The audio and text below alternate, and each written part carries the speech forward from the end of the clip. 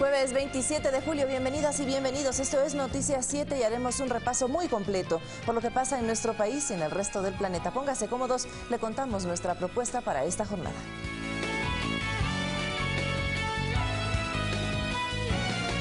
En Estados Unidos, la Organización de Estados Americanos felicitó a nuestro país por haber realizado los procesos electorales de febrero y abril de una forma eficaz y transparente.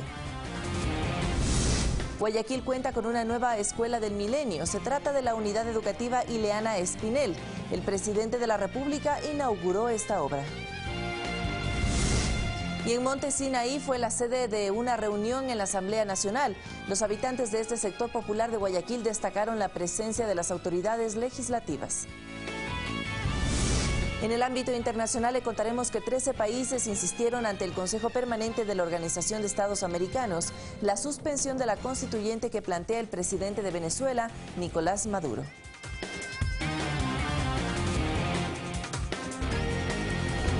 Esta mi tierra linda, el Ecuador, lo tiene todo, así dice la canción, y en imágenes tenemos una postal de las Islas Galápagos o archipiélago de Colón, ubicado a 972 kilómetros de la costa de Ecuador. Está conformado por 13 islas grandes, 6 islas medianas y 215 islotes de tamaño pequeño. Las islas fueron declaradas Patrimonio de la Humanidad en 1978 por la UNESCO. El archipiélago tiene como mayor fuente de ingresos el turismo y recibe 200.000 turistas al año. Hechos de esperanza. Comenzamos en Washington, Estados Unidos. La Organización de Estados Americanos felicitó a nuestro país por haber realizado los procesos electorales de febrero y abril de una forma eficaz y transparente. Este anuncio se realizó durante la sesión ordinaria del Consejo Permanente de la OEA. La misión de observación electoral de la OEA, que participó en los comicios generales y consulta popular del pasado 19 de febrero, así como en la segunda vuelta presidencial del 2 de abril, presentó su informe donde destacó la labor del Consejo Nacional Electoral. La misión recalca el profesionalismo del Consejo Nacional Electoral y los progresos significativos en la organización y administración de las elecciones. Leonel Fernández, expresidente de República Dominicana y jefe de la misión electoral, señaló que se desplegó un total de 144 observadores a nivel nacional. El trabajo de observación consistió en un análisis integral del proceso. Fernández se refirió a la apertura que mantuvo el CNE para el diálogo con organizaciones políticas y sociedad civil, así como la agilidad durante los escrutinios. La misión observó que el Consejo Nacional Electoral mantuvo siempre informada a la ciudadanía en todo momento sobre los avances del escrutinio. El informe también apunta al tono agresivo que se vivió durante la campaña electoral y la actitud poco democrática de los sectores de oposición. La misión observó mensajes provocadores que en ocasiones incitaron a la violencia. Durante su presentación se refirió a los resultados no oficiales presentados por medios de comunicación. Que las encuestas a boca de urna fueron usadas con fines políticos. Por su parte, Juan Pablo Pozo, presidente del CNE, agradeció a la misión por su presencia en las distintas etapas del proceso electoral. Proceso electoral incluyente, con el voto en casa para las personas con discapacidad, con el voto facultativo para Fuerzas Armadas y Policía Nacional, con el voto para las personas privadas de la libertad. Durante su mensaje final, pidió enterrar la mentira y los rumores. Enterrar para siempre la mentira y la infamia como estrategia política. Enterrar para siempre el rumor como una herramienta política. Fernández, al igual que Pozo, destacaron la coincidencia de los resultados presentados tanto por la OEA como por el organismo electoral. Ivana Paredes, Ecuador TV. Y en Guayaquil, el jefe de Estado, Lenín Moreno, entregó créditos y anunció nuevas líneas de apoyo financiero para los microempresarios. Una de las iniciativas es el Banco del Pueblo. En el lanzamiento del Banco del Pueblo, Pilar Angueta, en representación de los comerciantes guayaquileños, reconoció la gestión de Banecuador a través de los créditos entregados a varias organizaciones textiles, alimenticias y agrícolas. No tenemos sino que agradecer e invitar a quienes necesitan el crédito en cualquier parte de nuestro pueblo a acercarse a Banecuador. Van a ver que serán bien recibidos y muy fácil acceder a sus créditos. Con la participación de delegaciones de emprendedores a nivel nacional, se estableció en el puerto principal el compromiso de fortalecer la gestión de Banecuador al convertirse en el Banco del Pueblo y Banca de Desarrollo que beneficia a miles de ciudadanos y sus familias a través del abanico de productos que ofrece. Aportar y financiar las nuevas vías para facilitar sobre todo un acompañamiento a los productos financieros con los productos no financieros. Como parte de los beneficios que oferta el Banco del Pueblo, se entregarán créditos individuales desde $600 a $15.000, asociativos hasta $50.000. La entrega del crédito se realizará 5 días después de la solicitud. No se solicitará historial crediticio, hipoteca o prenda. Y para pequeños comerciantes, la tasa de interés será del 10%. Un banco para el desarrollo de los micros y pequeños negocios. Esa promesa ya la estamos cumpliendo a través de Banecuador, con créditos para impulsar sus ideas y negocios, por más pequeños, por más pequeñitos que estos sean. El presidente Lenín Moreno indicó que en los 2 meses de su gestión se han entregado $139 millones en créditos para emprendedores. La meta para los próximos 4 años es llegar a los $960 millones en financiamiento. Guadalupe Ayoví, Ecuador TV. La juventud guayaquileña cuenta ya con una nueva escuela del milenio. Se trata de la Unidad Educativa Ileana Espinel. Es una institución de educación inicial y bachillerato. La mañana de ayer el presidente de la República inauguró esta obra. Y a todos quienes hicieron posible la construcción de esta institución.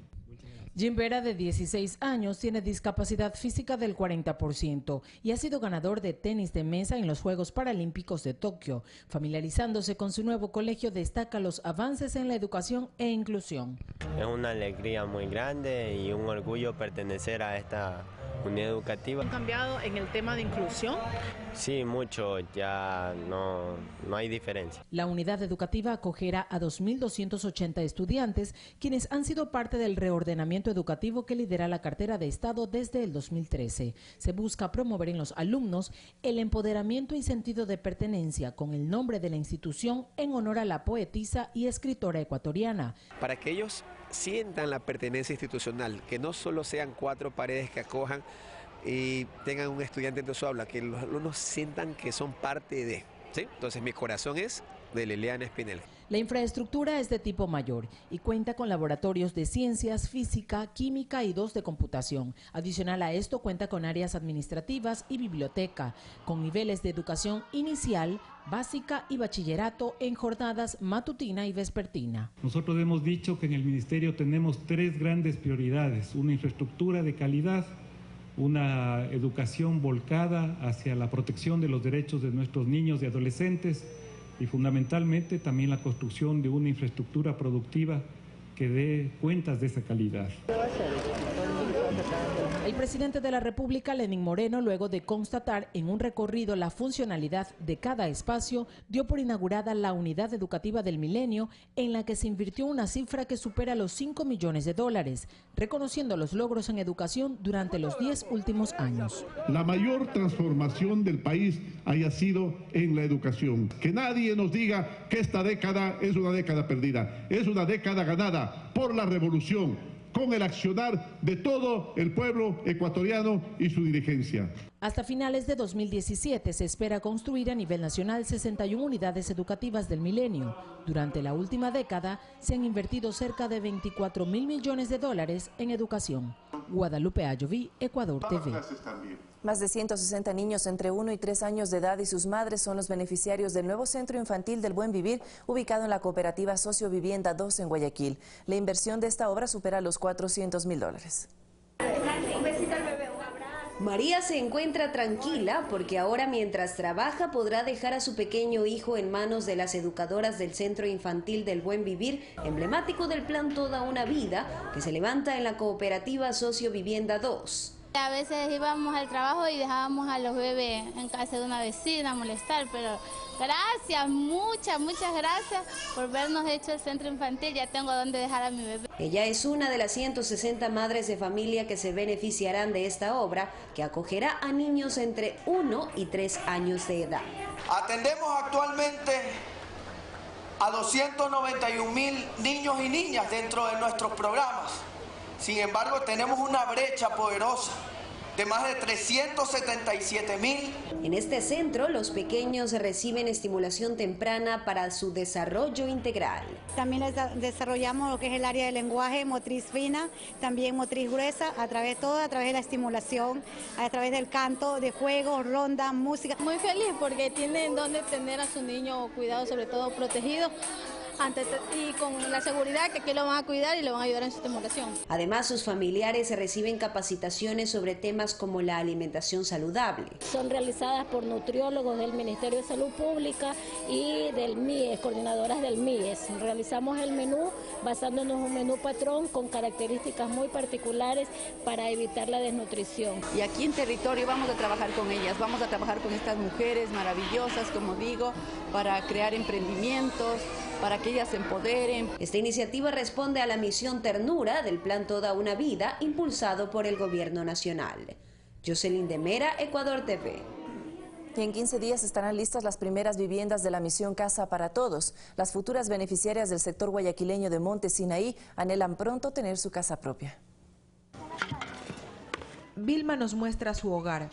La sencilla puerta da paso al único ambiente donde junto a sus 6 hijos comparte la sala, el comedor, la cocina y las camas.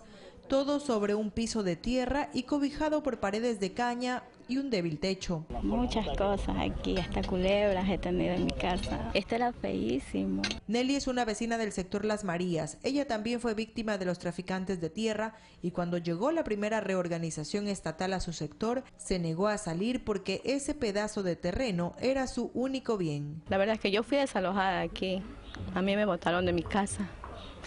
Pero como no tengo dónde ir, volví nuevamente a mi casa a venir.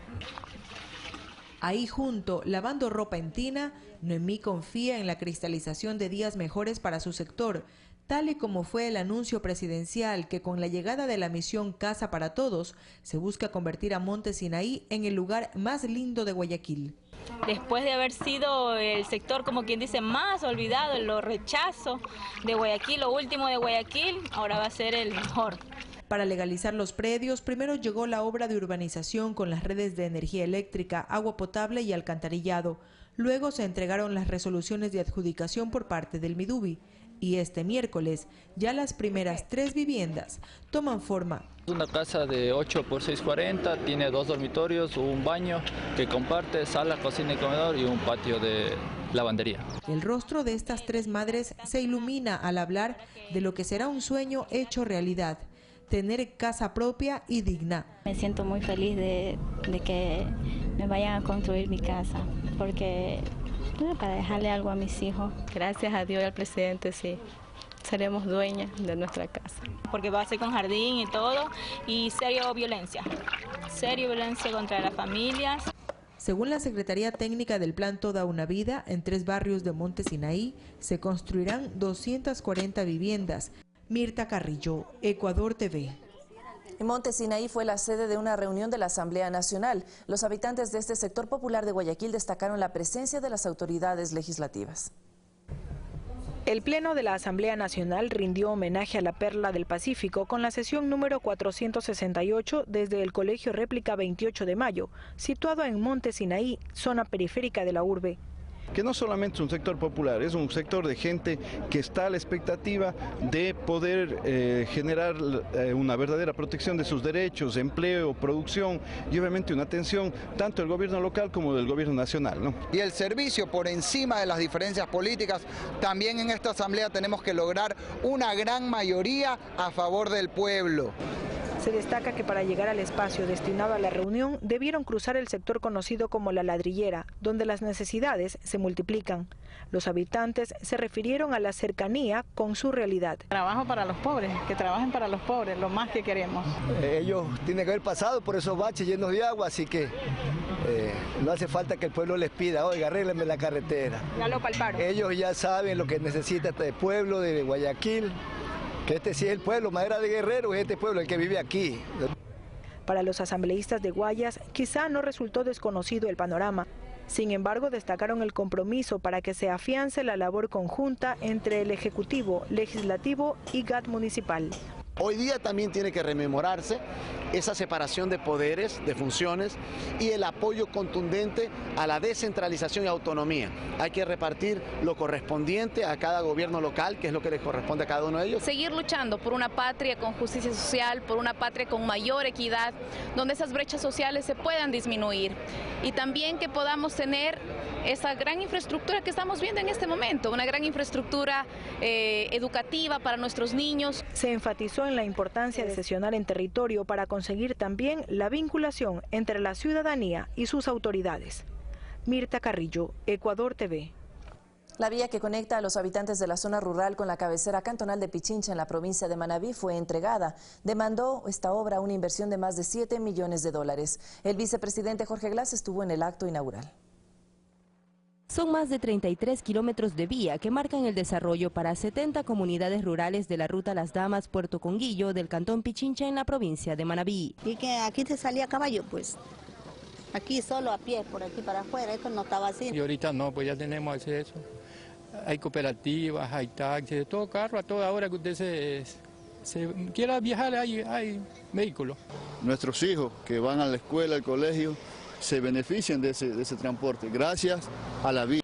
Contar con una vía rehabilitada era un anhelo que pudo concretarse gracias a un crédito de más de 7 millones de dólares que entregó el gobierno nacional a través del Banco de Desarrollo del Ecuador, lo que desde ya favorece las actividades productivas y económicas de la zona. Más de 10.000 familias se beneficiarían. Une a dos cantones, como que era Bolívar con Pichincha. A la inauguración de la obra asistió el vicepresidente de la República, Jorge Glass.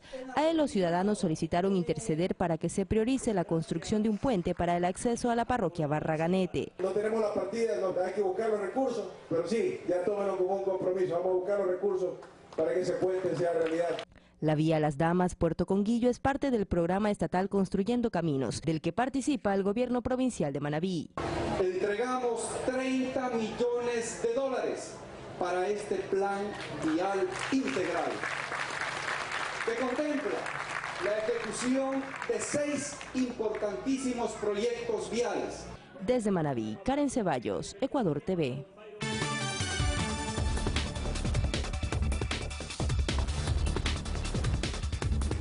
Momento de revisar las noticias del ámbito internacional. Preste mucha atención.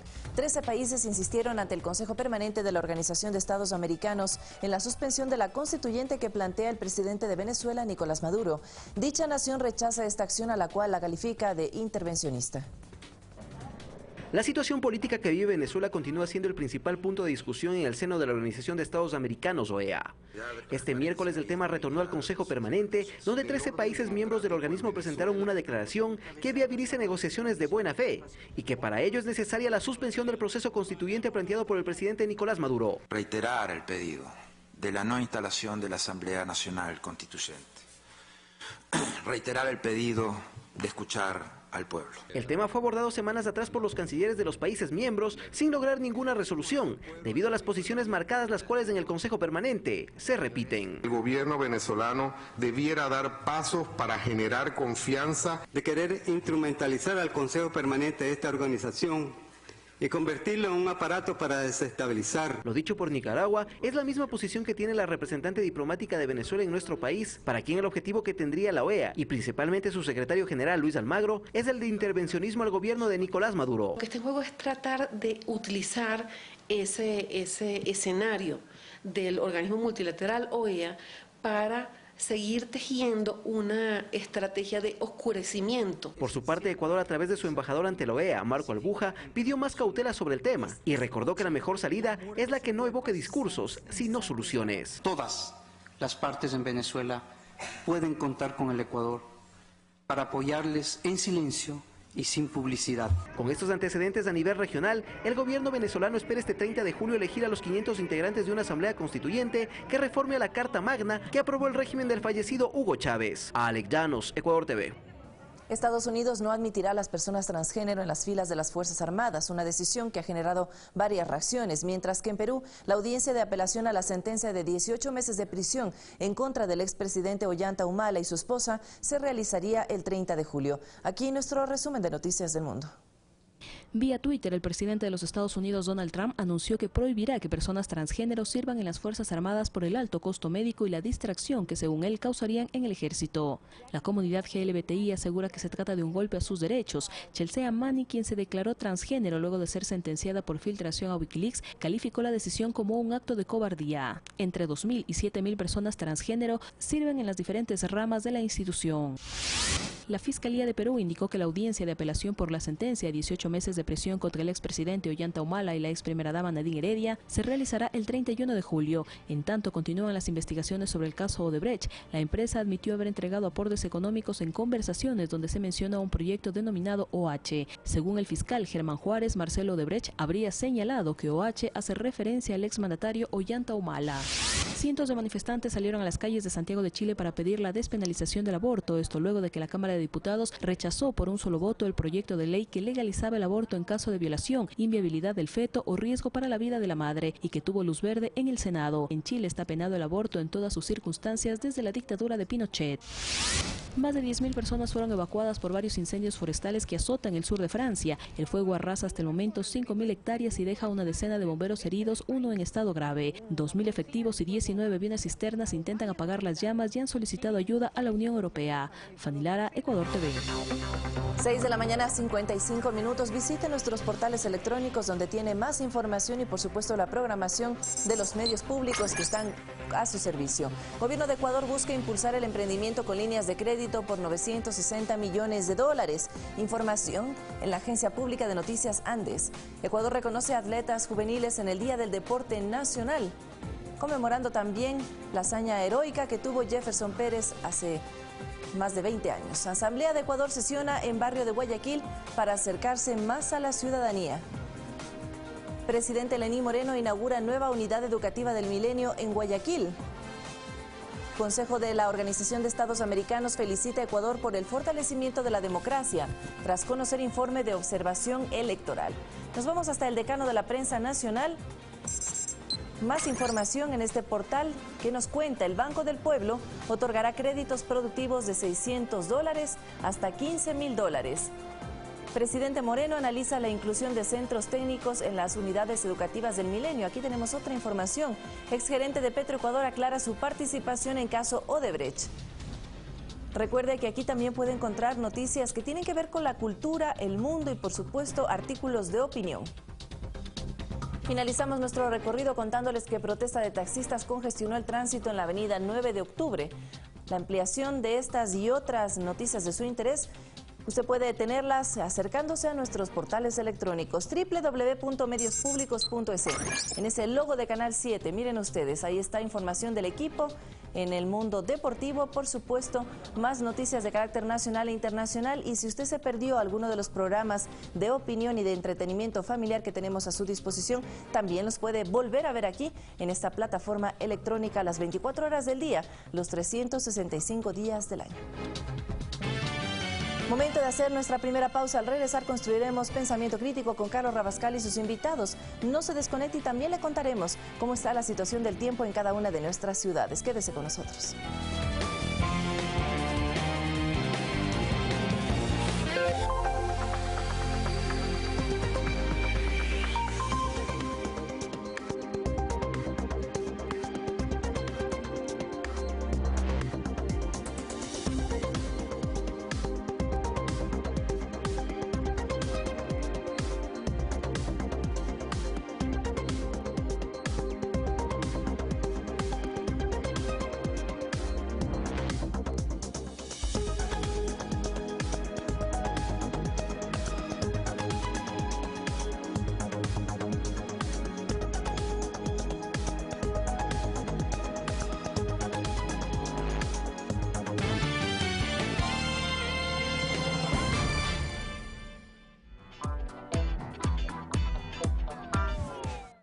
Le invitamos a ver El Otro Lado de, un programa basado en entrevistas a personalidades ecuatorianas que han sido reconocidas a nivel nacional o internacional por su trayectoria, la trascendencia de sus logros y la importancia alcanzada en sus aspectos políticos, deportivos, culturales y sociales.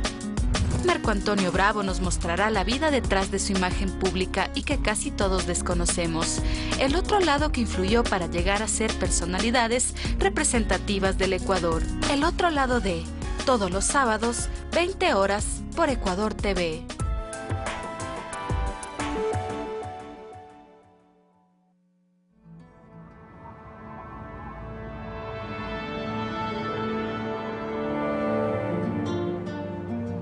Mi casa está en el medio de 5 casas de mis vecinos, encerrada entre sus muros. Este mes voy a mudarme de la casa en la que he vivido casi 20 años. Antes de irme, me doy cuenta que en todo este tiempo no he conocido a mis vecinos. En Primer Plano, Solo Cine Ecuatoriano presentamos un documental de David Yepes Brito, 7 muros, este domingo 22 horas.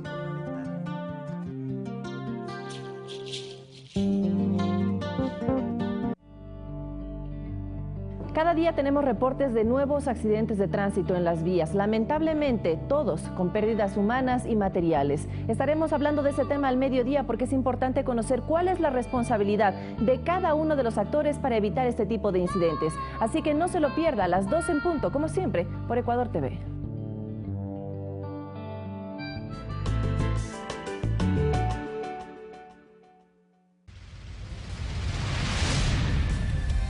Vive una aventura llena de tradiciones, cultura y colores con gente alegre, entusiasta y trabajadora, que desde la mitad del planeta te invita a descubrir la magia de Pichincha. No te pierdas Pichincha Informa todos los jueves a las 9:30 de la mañana con su reprise el sábado a las 18:30 por la señal de Ecuador TV.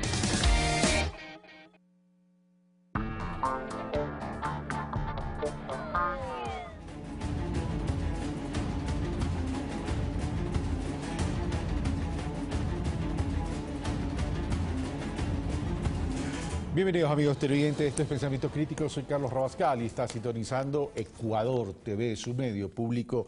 El día de hoy estaremos con Augusto Barrera, el doctor Augusto Barrera, secretario nacional de Educación Superior, Ciencia, Tecnología e Innovación, CENESID, para hablar sobre el proceso de admisión a la educación superior, a la oferta académica de las universidades e institutos públicos y privados.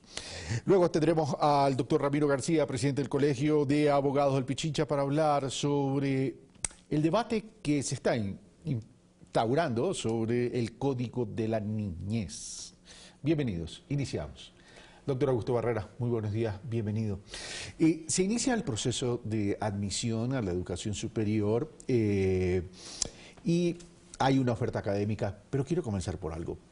Hasta el 24 de mayo, que fue la posesión del nuevo gobierno, y este proceso de admisión y el inicio de clases de la universidad es muy poco tiempo. Un tiempo demasiado estrecho para poder darle un servicio de calidad, de eficiencia y de oportunidad a los estudiantes. ¿De qué manera podemos corregir esto? Porque no podemos establecer procesos congestionados, estrechos en términos de tiempo y al apuro, que los estudiantes, que son la razón de ser de la educación superior, se pudiesen ver afectados. Gracias, Carlos. Buenos días. Un gusto estar aquí y permitirnos aclarar. No es al apuro, efectivamente sí es un tiempo estrecho. Nosotros comenzamos esta administración el 24 de mayo y el 24 de mayo teníamos ya un cronograma establecido. Coincido con usted y eso con toda seguridad mejoraremos en procesos posteriores de hacer todo el proceso del examen, la postulación y la admisión meses antes de que esto termine. Esta vez, como usted sabe perfectamente, lo que hemos hecho es asumir un proceso que estaba caminando.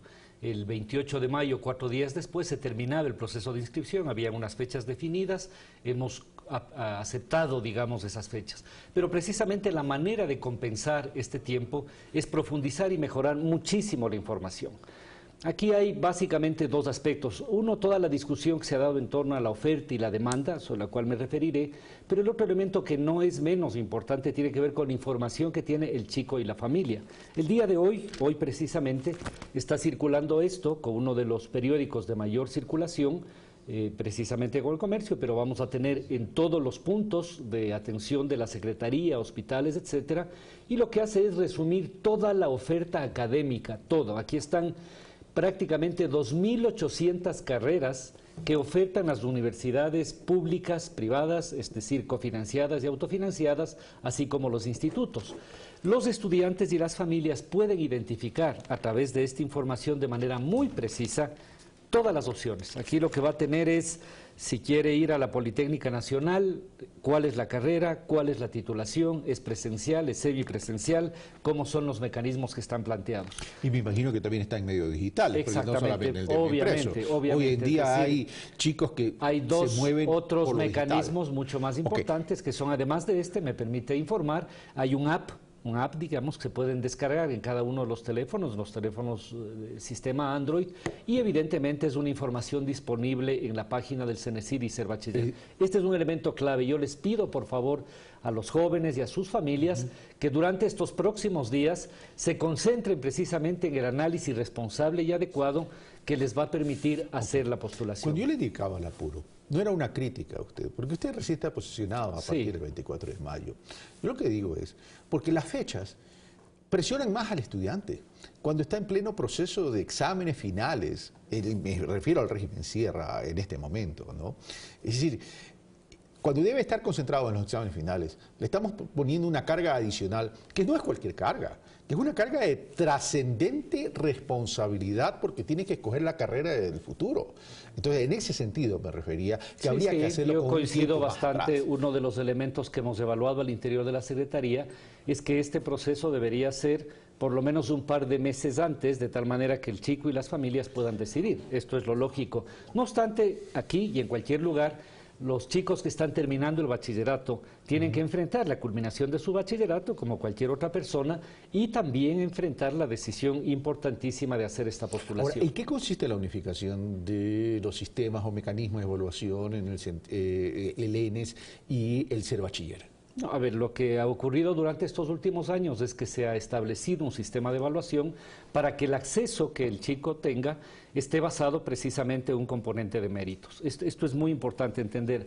Hay la idea a veces equivocada, que es uno de los mitos que hay que plantear, que la oferta total de carreras es una cosa que decide la Secretaría. Esto no es así. Es decir, aquí está muy claro qué es lo que oferta cada una de las universidades. O sea, hay autonomía para haber determinado esas 2.804. Y el planteamiento de cada una de las carreras es una facultad en el ejercicio de la autonomía de las universidades. Por otro lado, antes lo que ocurría era que los cupos se vendían, se traficaban, el palanca, el que tenía amigo. Hoy lo que se establece es un componente a través del cual básicamente los méritos, pero no solamente los méritos, también políticas de afirmación positiva, con personas de extrema pobreza, con discapacidades, con pueblos y nacionalidades, con mérito territorial a los mejores egresados de los colegios, se logra establecer un criterio de acuerdo de lo uno con lo otro. Durante este mes, a partir del 31 de julio, los chicos tienen que postular sus opciones, no las opciones que les impone nadie, de hasta 5 posibilidades. ¿Ya? Las 5 posibilidades que los chicos definan de estas 2.800 carreras se establecerán internamente para poder hacer el esfuerzo de asignación. Un elemento que es muy importante informar ahora es que uno de los efectos de este extenso diálogo que hemos tenido con prácticamente todas las universidades ha permitido que la oferta total que se ponga hoy a consideración sea sustantivamente más amplia. Hoy tenemos casi 32% más de carreras y de cupos en esas carreras para los chicos. Esto es muy importante.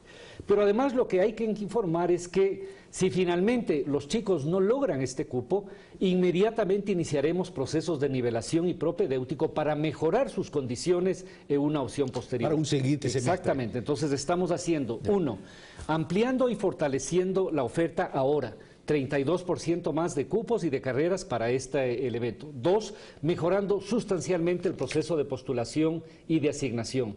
Para esto es muy importante que todos los medios de comunicación nos ayuden a que el chico pueda tener esta información. La verdad es que miramos muchísima desinformación, confusión. Tenemos estos elementos, tenemos el app, un tutorial, elementos que nos ayudan precisamente a llegar a las familias. Pero hay una realidad, y esa realidad es que los propios chicos decían, o dicen, a ver, dentro de las 5 posibilidades, no ingreso a mi primera prioridad, sino que me mandan a la prioridad tercera, a la prioridad cuarta, o incluso a la prioridad quinta, y no es lo que yo quiero estudiar. Yo lo que quiero estudiar es la prioridad. Ahora, comienzan a estudiar en función de la carrera que calificó para poder ingresar a la universidad. Pero en paralelo va a seguir intentando migrar a la carrera de la prioridad primera. Y puede ¿verdad? hacerlo perfectamente. Lo puede hacer, claro. pero no estamos utilizando entonces u optimizando los recursos apropiadamente. No, todo lo contrario, absolutamente lo contrario de lo que usted dice. ¿Por qué? Porque si hay 50.000 chicos que quieren entrar a la Facultad de Medicina de la Central, usted no puede decir que optimizar es tener 50.000 chicos de un aula de primero. Esto no es así, esto no funciona así. Es decir, hay un criterio lógico, digamos, de selección y precisamente las prioridades se definen sobre la voluntad del postulante. La tercera o cuarta prioridad es una prioridad dentro de 2.800 carreras. La escogió él, pero eso sí. Exactamente, esto debe ser claro y es muy importante que sobre todo los comunicadores entiendan para que transmitan adecuadamente el mensaje, porque hay una idea, no sé de dónde, digamos, de que la asignación se hace sobre la base de una imposición de la universidad o del gobierno. Esto no es así. Las prioridades son las prioridades planteadas por el estudiante. Y cada prioridad tiene una calificación. Y cada prioridad tiene evidentemente 1, 2, 3 y 4. Este es un elemento nuevo que hemos hecho esta vez. Yo creo que la vez anterior se generó una cosa muy complicada en relación a un montón de opciones y entonces evidentemente ahí habían chicos que postulaban 10, 12, 14, 16 opciones. Le tocaba la 16 muy distante de su vocación inicial. Hoy estamos mejorando mucho el sistema de asignación y trabajando el tema de postulación, pero ningún chico va a ser asignado a una postulación que no ha hecho. Esto es importante entender. Ningún chico va a definir y va a tener un cupo que no sea a partir de los 5 planteados. Entonces, es decir, dentro ya no son 16, son 5 prioridades escogidas por el propio chico. Me imagino que cada una de las prioridades tendrá un sistema de evaluación en términos de indicador, llamemos así, y con base a eso se le va a asignar. No se le excluye la posibilidad de seguir intentando escoger la carrera dentro de las 5 posibilidades. No solamente que no, sino que esta vez durante todo el mes de agosto va a tener la oportunidad de 2 postulaciones. Es decir, hay una primera postulación que va a ser entre el 31 de julio y el 4 de agosto y una segunda postulación que va a ser entre el 17 y el 21 de agosto. Esas 2 postulaciones permiten que el chico, que debe estar atento con su familia durante este mes, pueda ajustar sus prioridades. En esta información, además, ustedes van a tener la posibilidad no solamente de ver lo que cada universidad ofrece, sino un análisis por carrera. Es decir, si yo quiero estudiar veterinaria, aquí usted puede ver todas las universidades y todas las carreras de veterinaria. ¿Y la malla curricular? No, la malla curricular puede entrar, pero en lo digital obviamente, puede entrar en lo digital a la malla curricular, obviamente. Pero además usted puede identificar esto por el histórico de cuál ha sido el puntaje con el que ha entrado a una carrera, porque esto es un elemento que también hay que desmitificar, ¿no es cierto? No existen puntajes mínimos, pero la asignación se hace, como es obvio, en orden descendente, del mayor al menor puntaje. En esta información usted va a tener aproximadamente, para que los chicos tengan una idea, más o menos con qué puntaje han entrado a mecánica de la Politécnica, con qué puntaje han entrado a ingeniería de la SPOL, para que puedan ajustar precisamente sus expectativas de acuerdo al puntaje. No existe ningún impedimento para que los chicos puedan ir mejorando su postulación. No existe ningún tipo de impedimento. Un chico que tenga calificación para la prioridad 1 o 2, el día de mañana dice, esta carrera no me sonó, porque no deja de ser una decisión importante. Rechazar el cupo. Puede rechazar el cupo y dice, prefiero la opción 4. Obvio, puede rechazar. Lo puede hacer. Claro. Es decir, la decisión de aceptar o rechazar. Esto es importante porque, Carlos, quienes creemos en el ejercicio de la libertad responsable de las personas, tenemos que construir precisamente capacidades para que ese ejercicio de libertad responsable se haga. Primero, informarse, ¿no? En segundo lugar, hacer una postulación responsable. Es una postulación que es suscrita, digamos, por el estudiante, no es definida por nadie. Y en tercer lugar, hay una decisión de aceptar o no. Esto también les pedimos a los chicos, acepten o rechacen. Lo que es importante es que se pronuncien, porque si luego de ese mes no se pronuncian, hay muchos jóvenes que están en la cola esperando precisamente esa decisión. ¿Qué pasa con los jóvenes que quedan? A ver, los cupos existen y por más incremento de los cupos siempre la demanda estará más allá de los cupos. ¿Qué va a pasar con esos chicos? Esos chicos van a tener, este es un elemento nuevo que nosotros hemos planteado con el presidente Moreno, nadie se va a quedar sin oportunidad. Inmediatamente terminado este proceso de postulación y de asignación, levantaremos el proceso de nivelación y propedéutico. Esto es muy importante. Para los chicos que no hayan logrado finalmente tener un cupo, nos parece que es una obligación nuestra, como parte de la política pública, ampliar las oportunidades. Y en esto básicamente la nivelación del propedéutico, sobre lo cual vamos a tener exactamente una campaña muy intensa de información.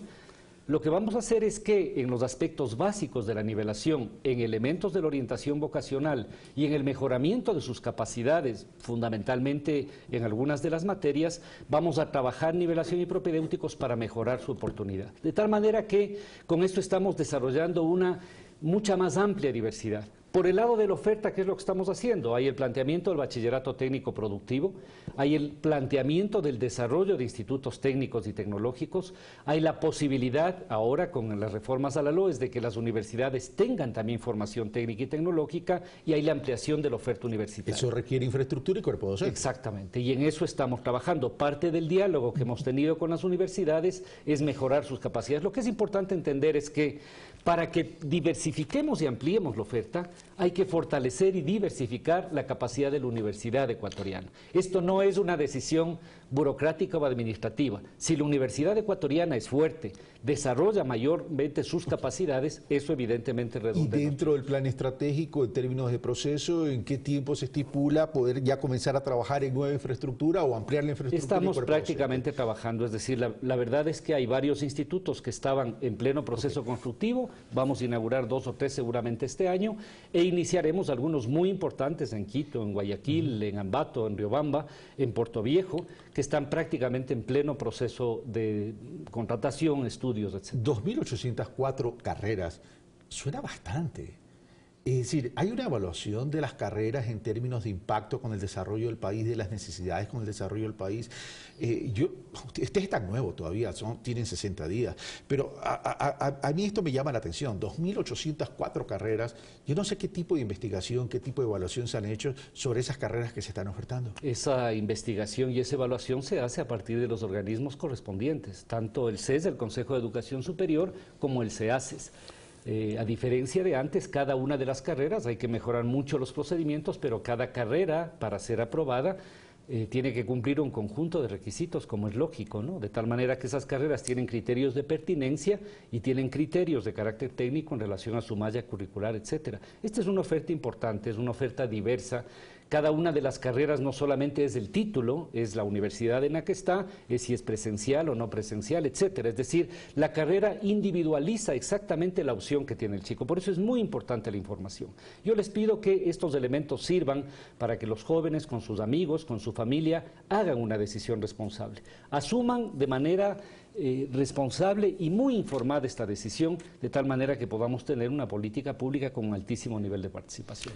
Augusto Barrera, muchas gracias por estar con nosotros. Muchas gracias, Carlos.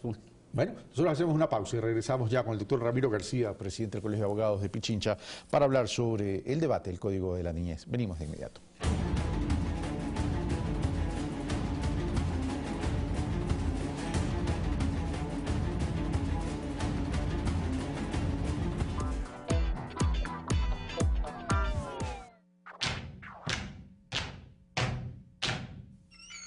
Oh man.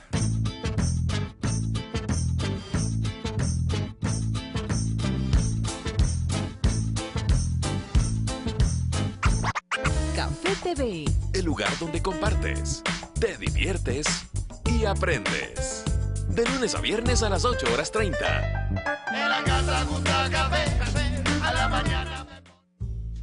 En sus 60 años de trayectoria artística, aún pisa los escenarios del público que solicita su música. Y me contratan diciéndome, pero yo quiero que cante y baile como en el YouTube. Su sencillez, su humildad y amor de su familia fortalecen y hacen de Héctor un caballero y embajador ecuatoriano. Dialogaremos y con sus propias palabras nos dirá qué pasó con Héctor Jaramillo. Este sábado, 18 horas.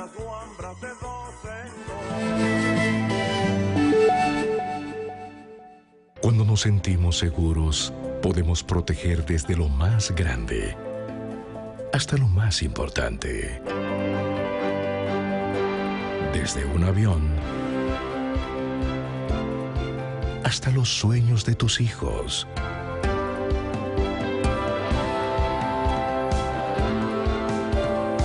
Cuando nos sentimos seguros, podemos alcanzar todo lo que nos propongamos, como ser la aseguradora número 1 del país.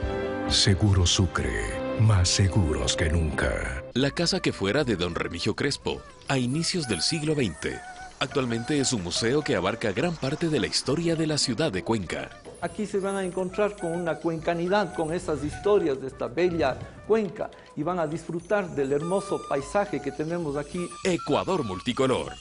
Hoy, 14:30.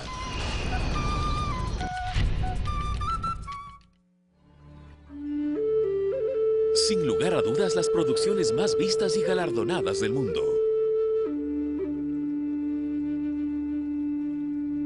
Documentales de gran interés y mundialmente reconocidos.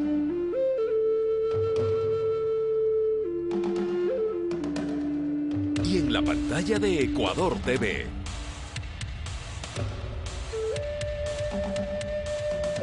Los especiales de la BBC, de lunes a jueves 20 horas.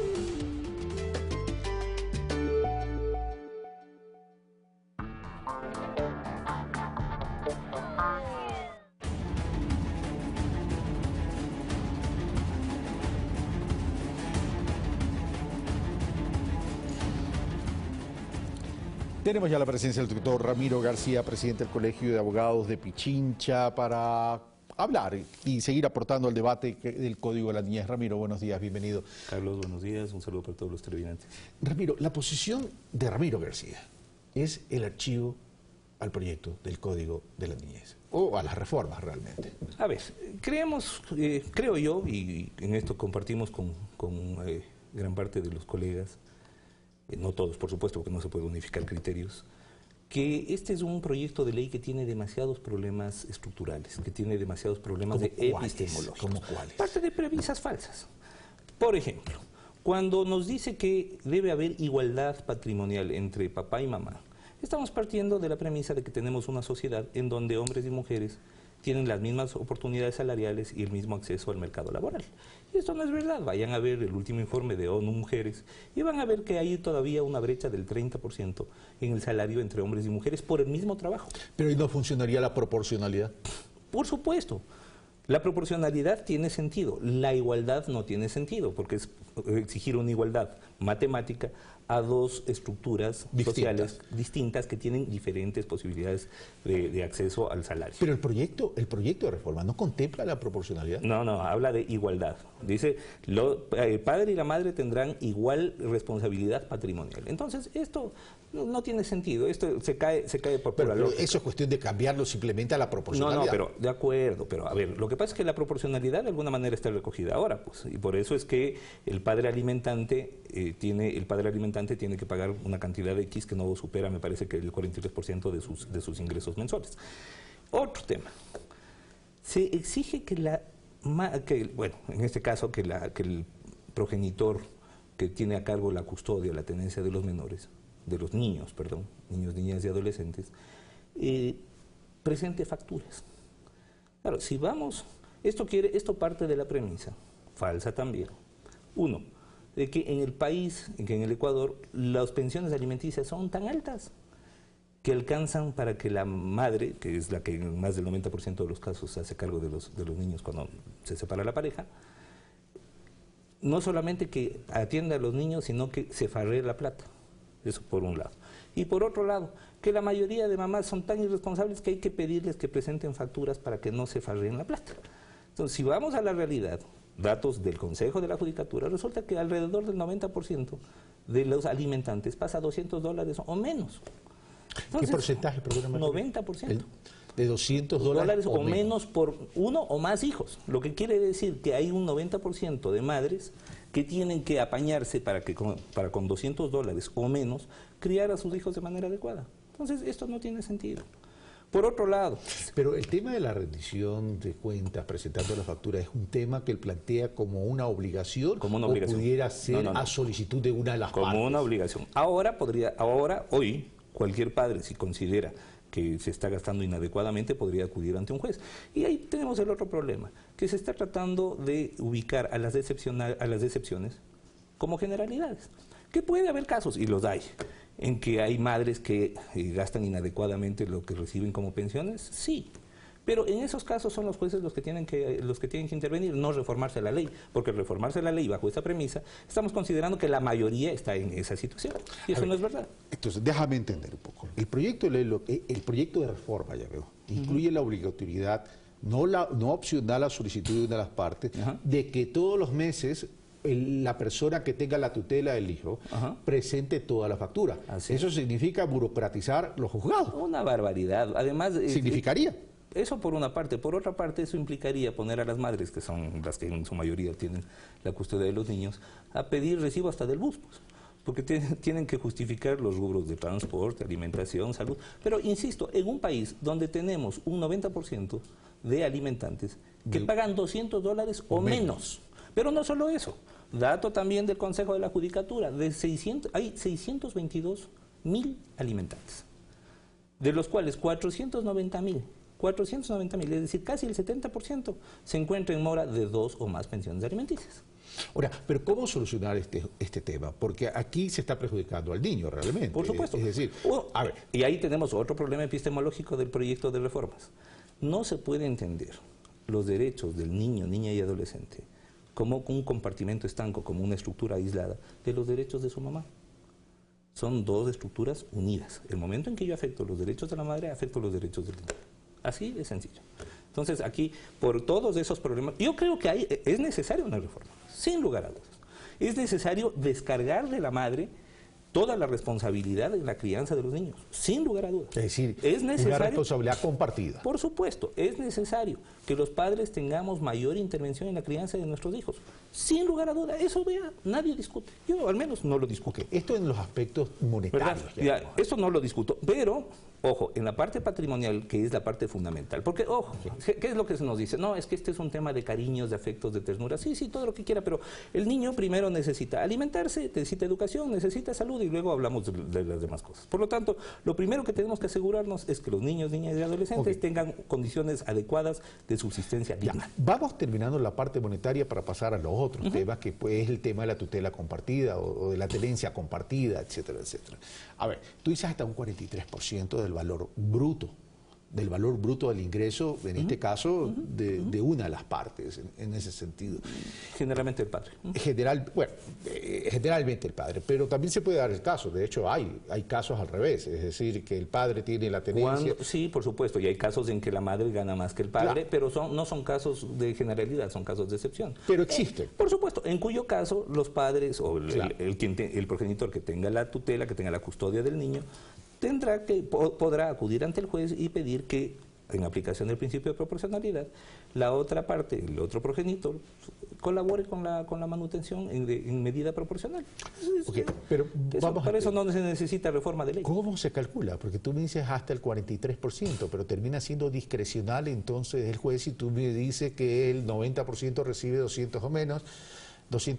A ver, lo que pasa es, lo que pasa es está que focalizado el problema en personas de pocos ingresos o sencillamente hay una discrecionalidad. Lo que pasa es que también debemos de entender que tenemos una sociedad en donde alrededor de un 50% está en el sector informal, o no en relación de dependencia, y en donde es muy difícil establecer los montos exactos de ingresos mensualmente. En mi caso, por ejemplo, yo soy abogado, yo vivo de mi libre ejercicio profesional, entonces mis ingresos son fluctuantes. Entonces, a veces más, a veces menos. Es difícil establecer un ingreso, pero las personas que tienen relación de dependencia, y es más, todos deberíamos pagar un porcentaje respecto de nuestros ingresos. Ahora, pero si esa es la realidad, de ingresos fluctuantes por el tema de la relación, en algunos casos, de la calidad. Bueno, pero no solo en algunos casos, estamos hablando que los indicadores que me están mandando son tremendamente altos. Exactamente. Es decir, ¿cómo determinar entonces? Porque el problema es que si son fluctuantes y no tienes ingresos y te vas privado de la libertad, ¿cómo generas ingresos para poder solucionar el problema? Totalmente de acuerdo. Una de las cosas que nosotros hemos sido enfáticos cuando comparecí ante la Comisión de Justicia es que consideramos que la cárcel no arregla el problema. O sea, el encarcelar a los progenitores que no pagan no es una solución al problema. Todo lo contrario, precariza todavía más el problema. Y en eso hemos sido claros también.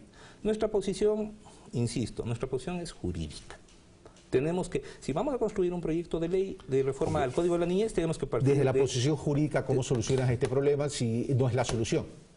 ¿Cuál problema? El tema de la privación de libertad, si más precarizas aún más la situación. No, es que, a ver, la privación de libertad se tiene que entender, no solo en este tema, en todos los temas, como una medida excepcional, como en un derecho constitucional privar de libertad. Una medida excepcional. Sí, porque mira tú que, de acuerdo a las cifras del Consejo de la Judicatura, hay 800 apremios dictados, más o menos, de 490.000 alimentantes que están en mora de dos o más pensiones alimenticias. Significa que hay 490.000 personas que ya han cumplido, digamos, los requisitos, entre comillas, como para que les dicten un apremio. Y de esos, 800 son los que tienen apremio. Es decir, no podemos decir que ha habido un abuso, que hay un porcentaje altísimo de apremios, pero eso no es verdad. O sea, vamos a las cifras. Esa es una de las cosas que se les ha pedido a todos los grupos que están involucrados en esta discusión.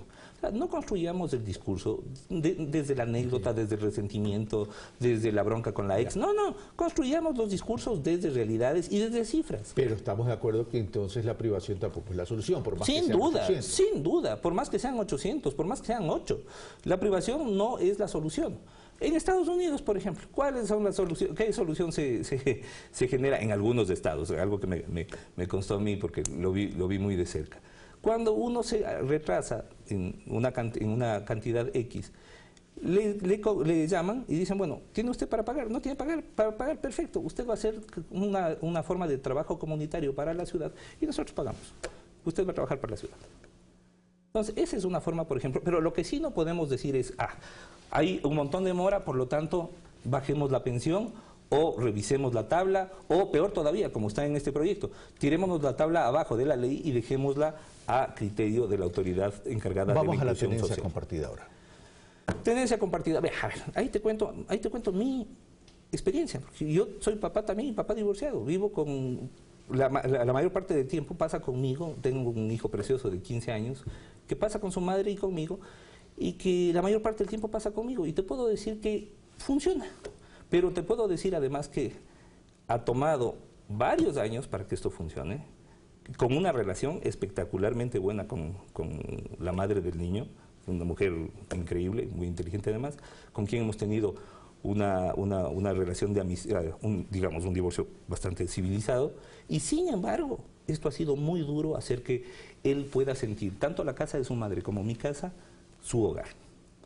Esto impuesto, consideramos que no funciona. Si ya acordado es muy complejo, impuesto no funciona. Entonces, la posibilidad de que un juez pueda decidir respecto del menor, al margen del acuerdo de voluntades de sus padres, pues yo creo que... ¿Cómo funciona en otros países?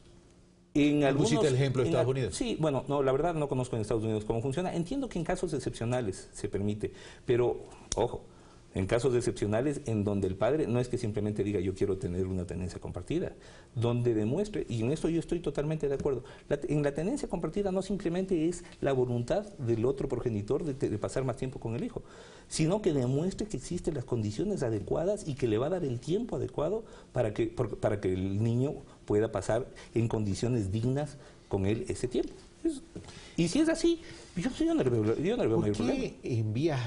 ¿Por qué la posición es archiven ese proyecto de reforma y no más bien modifíquenlo? Mira, porque cuando tienes una mesa con 3 patas cojas, es preferible a veces construir una nueva mesa. Entonces, yo creo que en términos arquitectónicos, este proyecto tiene tal cantidad de defectos constructivos que es preferible construirlo uno nuevo. Son necesarias reformas, sin lugar a dudas. Es necesario además entender que la sociedad ya no se basa en la familia tradicional. Esa es una utopía inclusive con ribetes religiosos. Ya no tenemos a la familia como base de la sociedad, familia entendida como papá, mamá, hijos. No, estamos viendo que la mayoría de las parejas se divorcian. Estamos viendo que la mayoría de familias crecen bajo estructuras uniparentales. Vemos además nuevas formas de organización familiar, inclusive se está discutiendo el tema del matrimonio igualitario, ya se ha reconocido las uniones de hecho entre parejas del mismo sexo, se está discutiendo la posibilidad de la adopción por parte de parejas del mismo sexo. Todos esos son temas de menores, de niños, que tienen que ser tratados adecuadamente en una reforma. Para lo cual, y es más, nosotros como Colegio de Abogados no tenemos ningún problema de generar desde nuestra posición una plataforma de debate en la que los diferentes actores y diferentes grupos puedan exponer sus posiciones y llegar a un proyecto que, insisto, sea adecuado. Este proyecto me parece que fue demasiado apresurado, se lo presentó ya en las últimas semanas del gobierno anterior, y creo, insisto, que tiene demasiados errores epistemológicos, parte de demasiadas falacias, como para poder continuar. Ahora, si es que resuelven todos los temas que nosotros hemos planteado en esta entrevista y un par de más, entonces no tendríamos problema que este mismo proyecto pase, pero ya sería otro proyecto. O sea, habría que darle a este proyecto un cambio tal que el producto final no se va a parecer casi en nada a la propuesta inicial. Ramiro García, muchas gracias por estar con nosotros. Carlos, siempre un gusto. Bueno, hemos dado espacio a las dos partes. Aquí en este programa, en Pensamiento Crítico como Pulso Político, han venido personas que están a favor del proyecto y ahora otra persona que está no en contra del proyecto, pero que plantea modificaciones al proyecto. Racionalicemos el proyecto, eso es todo lo que planteamos. Bueno, esto fue Pensamiento Crítico. Soy Carlos Rabascal, yo los espero el día de mañana.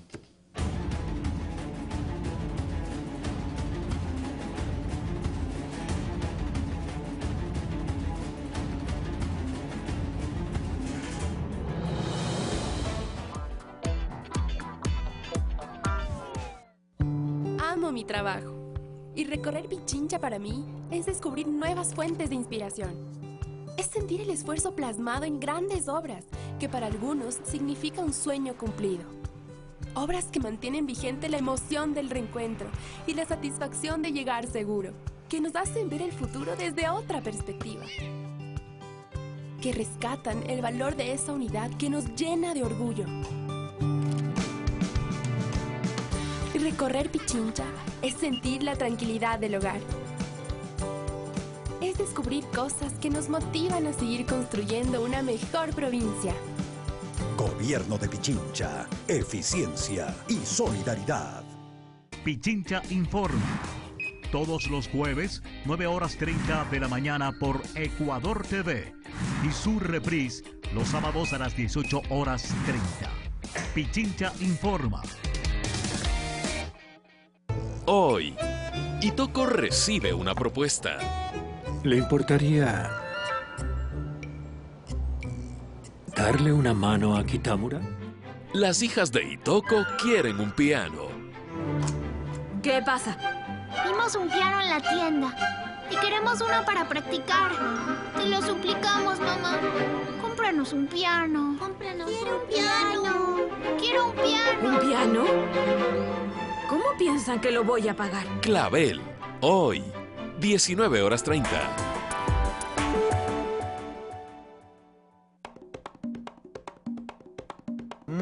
Juntamos lo mejor del turismo y la gastronomía nacional. En un especial que te hará amar mucho más nuestro país. Delicioso. Próxima parada gastronómico y turístico. De lunes a viernes, 11 horas.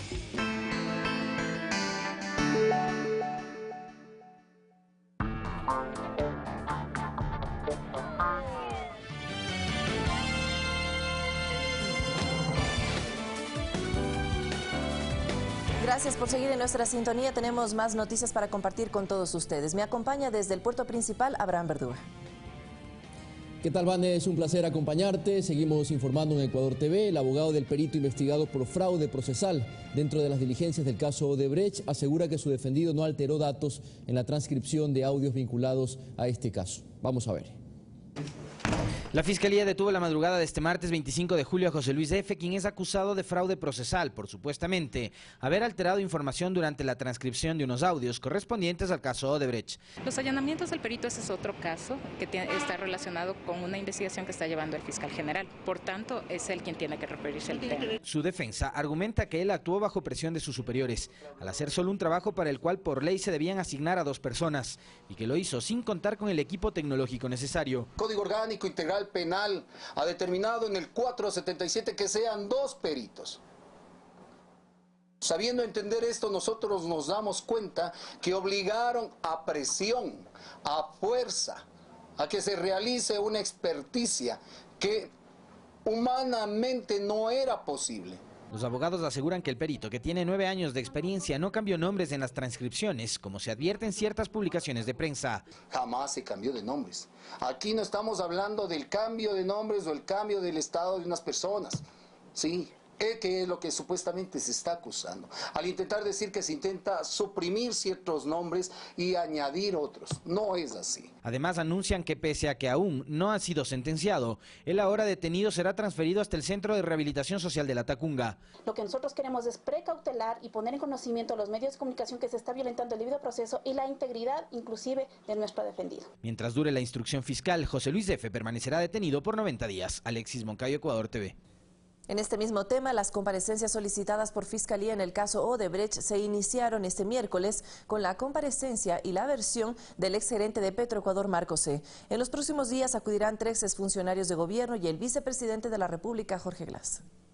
Como parte de las investigaciones en el caso Odebrecht, la Fiscalía abrió varios procesos. Uno de ellos es el de asociación ilícita, donde se indaga a 7 personas. Entre ellas, Ramiro C., exgerente de transporte de Petroecuador, quien según Fiscalía se habría beneficiado de supuestas coimas que estarían relacionadas con un contrato adjudicado a Odebrecht para construir el poliducto Pascuales-Cuenca, suscrito en octubre de 2013, que según el procesado se habría suscrito tras recibir órdenes de Marco C., ex titular de la petrolera estatal, quien además está detenido por delincuencia organizada en los casos de corrupción de Petroecuador, aspecto rechazado por la defensa del exfuncionario. El directorio de Petroecuador decidió que todo el proceso precontractual y contractual sea en la gerencia de transporte, por lo que el ingeniero Calupiña no tuvo ninguna participación. Las comparecencias continuarán en los próximos días. Es así que el 28 de julio está convocado Rafael Poveda, exministro de Sectores Estratégicos, y una hora después Pedro Merizalde, exgerente de Petroecuador. Mientras que para el 31 de julio se llamó al exsecretario jurídico de la presidencia, Alexis Mera, para conocer detalles del viaje que efectuó a Brasil. Finalmente, el vicepresidente Jorge Glass acudirá el 9 de agosto. Y acudiré todas las veces que me llamen a declarar, a cooperar con la justicia, eso es lo que corresponde. Se prevé que para la tarde de este jueves, Jan Topic, hijo del gerente de Telconet, también acuda al despacho de la Fiscalía de la Unidad de Transparencia y Lucha contra la Corrupción para rendir su versión ante la fiscal del caso, Diana Salazar. Olga Velasco, Ecuador TV. Cambiamos de tema. La posibilidad de realizar cambios a la ley de plusvalía es una propuesta que surge desde los sectores de la construcción y el Ejecutivo. En el Poder Legislativo existe la apertura para analizar el tema. Luego de su aprobación en diciembre de 2016, la Ley Orgánica para evitar la especulación sobre el valor de la tierra y la fijación de tributos, se han generado varias observaciones a su aplicación. Desde los sectores de la construcción creen que se puede mejorar y con ello ayudar a la reactivación de la industria. Así lo explica el catedrático de la Universidad Central, Santiago Gómez. No creo que hay que tener miedo a la ley de plusvalía. Me parece que hay que dar ajustes. Están conscientes que el shock externo internacional que afectó a la comercialización del crudo ecuatoriano en el mercado internacional causó una desaceleración económica en varias industrias del país. Sin embargo, creen que el marco legal vigente necesita cambios. Y me parece que esos ajustes deberían estar definidos justamente a definir cuáles podrían ser los valores más adecuados dentro del impuesto que se está tratando de estimar. Desde el Poder Legislativo existe la apertura política para analizar las propuestas realizadas. Así lo explica el presidente de la Comisión Especializada, Montgomery Sánchez, y Elizabeth Cabezas, integrante de la Comisión de Gobiernos Autónomos. Si tengan la seguridad que si llega esa reforma la vamos a analizar y tomaremos la mejor decisión que vaya en beneficio de las grandes mayorías del pueblo ecuatoriano. Si es que existen temas puntuales que consideren pues que obviamente las reformas a esta ley va a mejorar la actividad del sector de la construcción, yo creo que hay una apertura para analizar esas propuestas. Similar criterio mantienen las asambleístas Mónica Alemán y Sonia Palacios, pero aclaran que los posibles cambios no deben alterar el objetivo de la norma. Este proceso que se viene dando a través de un diálogo yo creo que es muy importante para la ciudadanía ecuatoriana. Pero creo que sí hay que enmarcarse en algo, que esto es el objetivo fundamental, evitar la especulación de tierras. Carlos Flores, Ecuador TV. Cambiamos de tema. La Organización de Estados Americanos felicitó a nuestro país por haber realizado los procesos electorales de febrero y abril de una forma eficaz y transparente. Este anuncio se realizó durante la sesión ordinaria del Consejo Permanente de la OEA.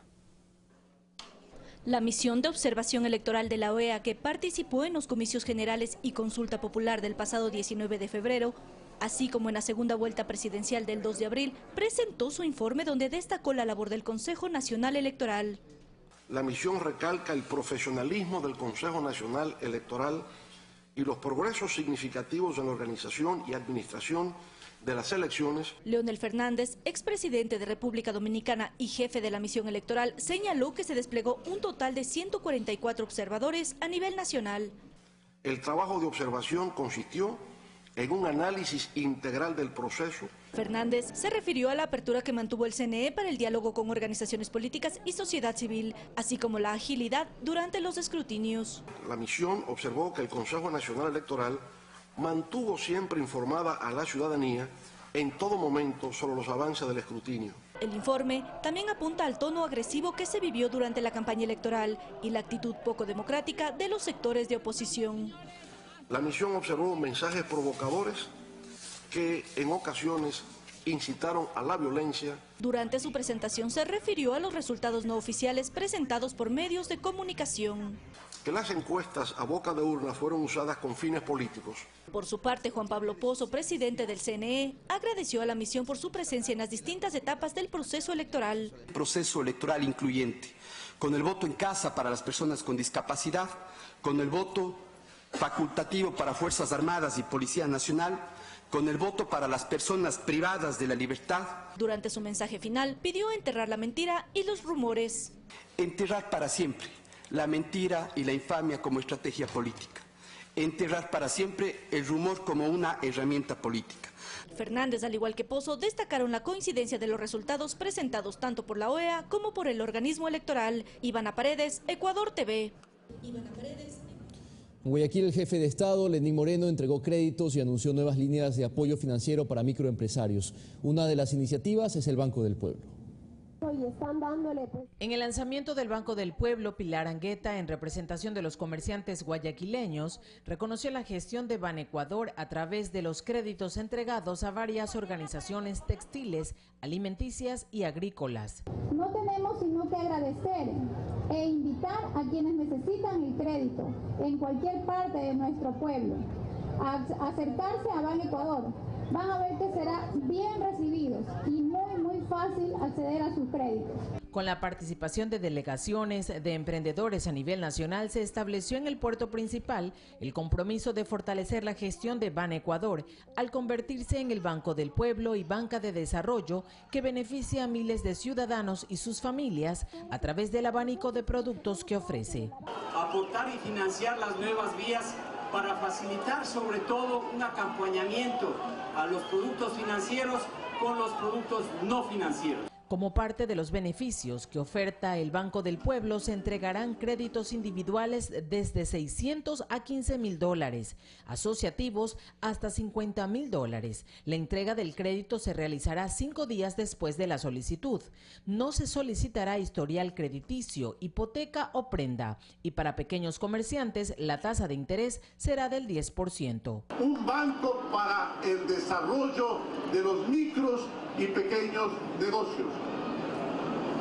Esa promesa ya la estamos cumpliendo a través de Banecuador, con créditos para impulsar sus ideas y negocios, por más pequeños, por más pequeñitos que estos sean.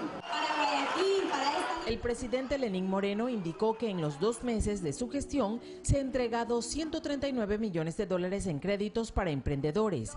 La meta para los próximos 4 años es llegar a los $960 millones en financiamiento. Guadalupe Ayoví, Ecuador TV.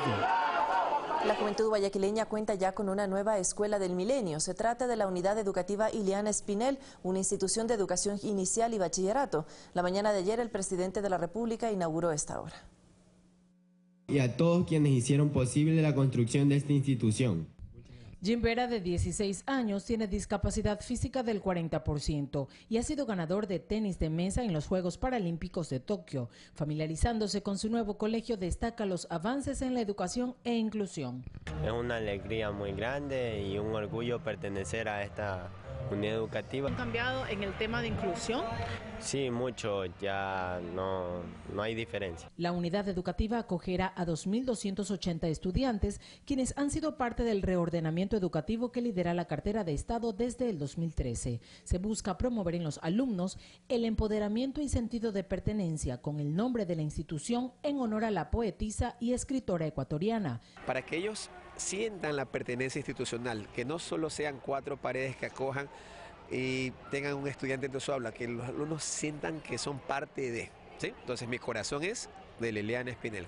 La infraestructura es de tipo mayor y cuenta con laboratorios de ciencias, física, química y 2 de computación. Adicional a esto cuenta con áreas administrativas y biblioteca, con niveles de educación inicial, básica y bachillerato en jornadas matutina y vespertina. Nosotros hemos dicho que en el Ministerio tenemos 3 grandes prioridades: una infraestructura de calidad, una educación volcada hacia la protección de los derechos de nuestros niños y adolescentes, y fundamentalmente también la construcción de una infraestructura productiva que dé cuentas de esa calidad. El presidente de la República, Lenín Moreno, luego de constatar en un recorrido la funcionalidad de cada espacio, dio por inaugurada la unidad educativa del Milenio, en la que se invirtió una cifra que supera los $5 millones, reconociendo los logros en educación durante los 10 últimos años. La mayor transformación del país haya sido en la educación. Que nadie nos diga que esta década es una década perdida, es una década ganada por la revolución, con el accionar de todo el pueblo ecuatoriano y su dirigencia.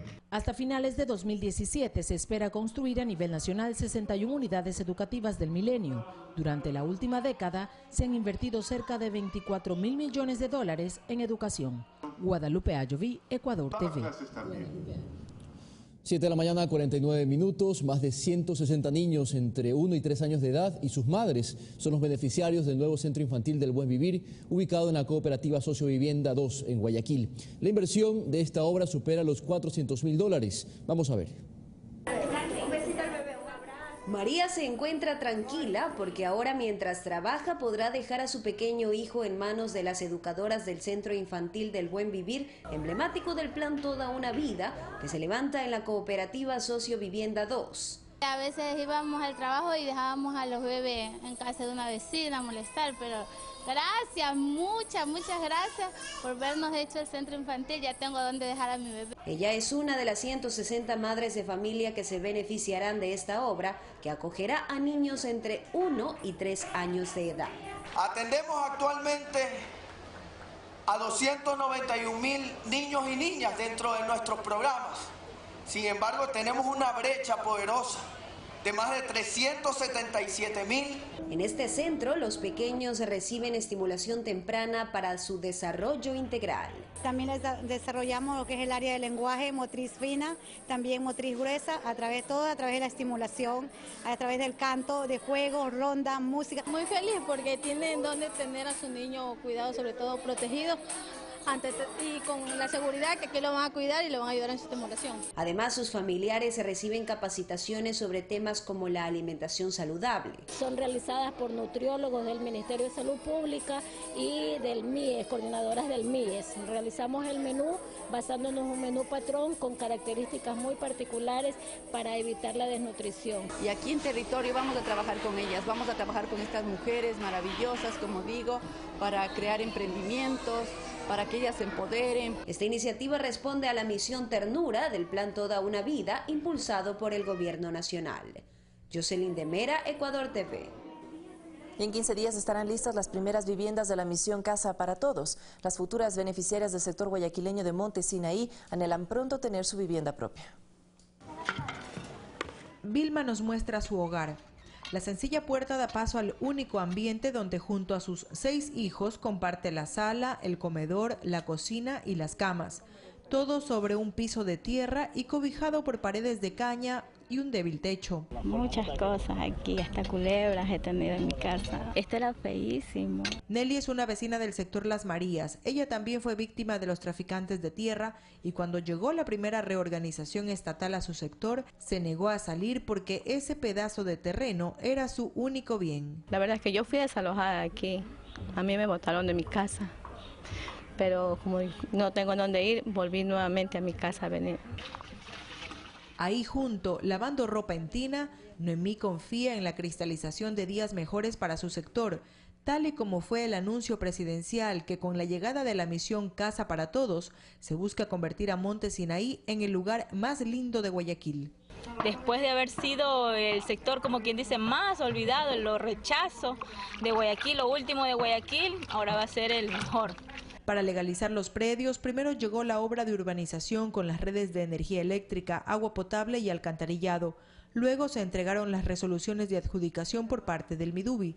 Y este miércoles, ya las primeras 3 viviendas toman forma. Una casa de 8 por 640, tiene 2 dormitorios, un baño que comparte, sala, cocina y comedor y un patio de lavandería. El rostro de estas 3 madres se ilumina al hablar de lo que será un sueño hecho realidad, tener casa propia y digna. Me siento muy feliz de que me vayan a construir mi casa, porque para dejarle algo a mis hijos. Gracias a Dios y al presidente, sí, seremos dueñas de nuestra casa.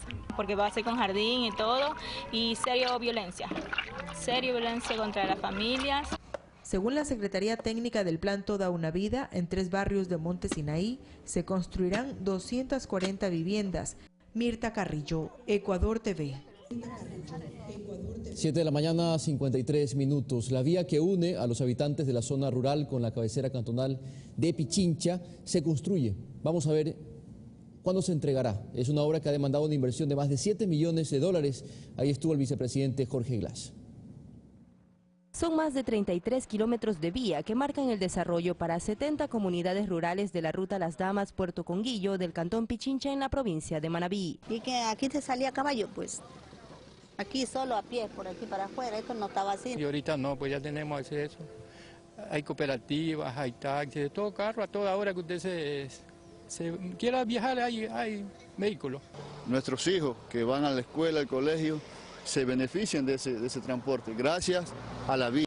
Contar con una vía rehabilitada era un anhelo que pudo concretarse gracias a un crédito de más de 7 millones de dólares que entregó el gobierno nacional a través del Banco de Desarrollo del Ecuador, lo que desde ya favorece las actividades productivas y económicas de la zona. Más de 10.000 familias se beneficiarían. Une a dos cantones, como que era Bolívar con Pichincha. A la inauguración de la obra asistió el vicepresidente de la República, Jorge Glass. A él los ciudadanos solicitaron interceder para que se priorice la construcción de un puente para el acceso a la parroquia Barraganete. No tenemos las partidas, no, hay que buscar los recursos, pero sí, ya tómenlo como un compromiso, vamos a buscar los recursos para que ese puente sea realidad. La vía Las Damas Puerto Conguillo es parte del programa estatal Construyendo Caminos, del que participa el gobierno provincial de Manabí. Entregamos 30 millones de dólares para este plan vial integral, que contempla la ejecución de 6 importantísimos proyectos viales. Desde Manabí, Karen Ceballos, Ecuador TV.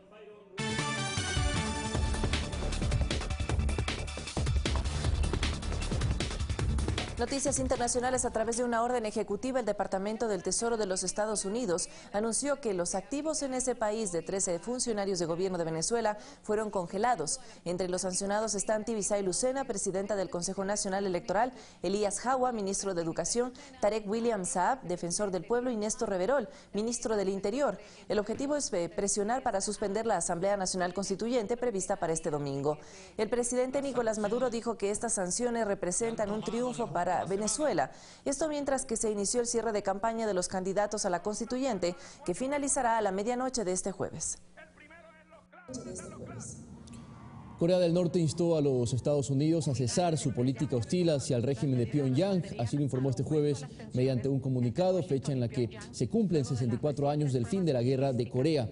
Este país amenazó al gobierno de Donald Trump con un ataque nuclear preventivo ante cualquier intento de sacar del poder a Kim Jong-un. Se cree que Corea del Norte podría planear otro lanzamiento de misiles.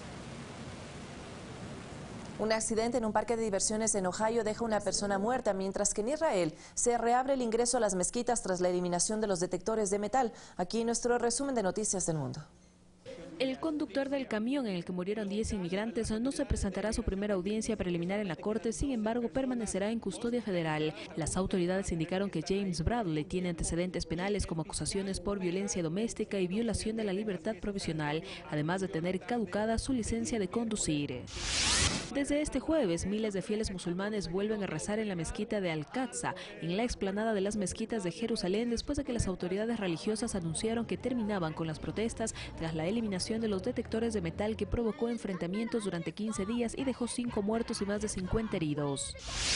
La Organización de Naciones Unidas desmanteló 304 de los 779 escondites de armas y explosivos de las FARC. El jefe de los observadores internacionales, Javier Pérez Aquino, indicó que la destrucción del material avanza de manera eficiente y sin mayores contratiempos. Agregó que las operaciones se realizan con medidas de seguridad extremas porque otros actores armados también están interesados en obtener el material. Una persona murió y otras 7 resultaron heridas, 3 de ellas de gravedad, debido a una falla en una de las atracciones de la Feria Estatal de Ohio, Estados Unidos. El accidente ocurrió al desprenderse una sección de la atracción y salir disparadas las personas que la ocupaban. Un video grabado por un testigo muestra el juego mecánico que se balancea hacia atrás y adelante como un péndulo para luego girar en el aire, estrellarse con algo y al final una parte sale volando, lanzando a los usuarios al suelo. Fanny Lara, Ecuador TV. Ahí tenían un resumen de las noticias que trascienden en el mundo. Vamos ahora de inmediato a revisar cuáles son las informaciones, los hechos que marcarán la jornada de este jueves. El presidente de la República, Lenín Moreno, recibe esta tarde a las 13 horas a la directora general de la Organización de Naciones Unidas para la Educación, la Ciencia y la Cultura, UNESCO, Irina Bokova, en el Salón Protocolar del Palacio de Carondelet. Desde las 8:30 sesiona la Comisión de Gobiernos Autónomos de la Asamblea Nacional para debatir el informe para primer debate del proyecto de ley de fijación de límites territoriales internos de la República del Ecuador. A las 9:30, el Grupo Parlamentario por los Derechos de las Mujeres realizan el foro para la construcción de la Ley Orgánica de Prevención de Violencia contra las Mujeres en el Palacio Legislativo. El IES invita al Gran Diálogo Nacional sobre Seguridad Social. Richard Espinosa, presidente del Consejo Directivo, se reunirá con organizaciones sociales, autoridades, representantes de los trabajadores, empresarios, afiliados, jubilados y beneficiarios del Seguro Social Campesino en el Centro de Convenciones Teleférico. Y antes de finalizar, le contamos que en el espacio de entrevistas de Carlos Rabascal esta mañana, hace pocos minutos, el titular de la CNCID, Augusto Barrera, explicó cómo desde esta secretaría se trabaja para mejorar el proceso de ingreso a las universidades y garantizar que los estudiantes accedan a las carreras de su preferencia. Escuchemos. Nadie se va a quedar sin oportunidad. Inmediatamente terminado este proceso de postulación y de asignación, levantaremos el proceso de nivelación y propedéutico. Esto es muy importante. Para los chicos que no hayan logrado finalmente tener un cupo, nos parece que es una obligación nuestra, como parte de la política pública, ampliar las oportunidades. Y en esto básicamente la nivelación y el propedéutico, sobre lo cual vamos a tener exactamente una campaña muy intensa de información. Lo que vamos a hacer es que en los aspectos básicos de la nivelación, en elementos de la orientación vocacional y en el mejoramiento de sus capacidades, fundamentalmente en algunas de las materias, vamos a trabajar nivelación y propedéuticos para mejorar su oportunidad. De tal manera que con esto estamos desarrollando una mucha más amplia diversidad. Son las 8 de la mañana, 1 hora menos en territorio insular, y de esta manera, Vane, finalizamos este servicio informativo. Así es, pero le contamos que ya viene la comunidad. Nuestra compañera Guadalupe Ayoví se encuentra en algún punto muy bonito de la ciudad de Guayaquil, así que no se lo pierda. Excelente jornada para todos y para todas.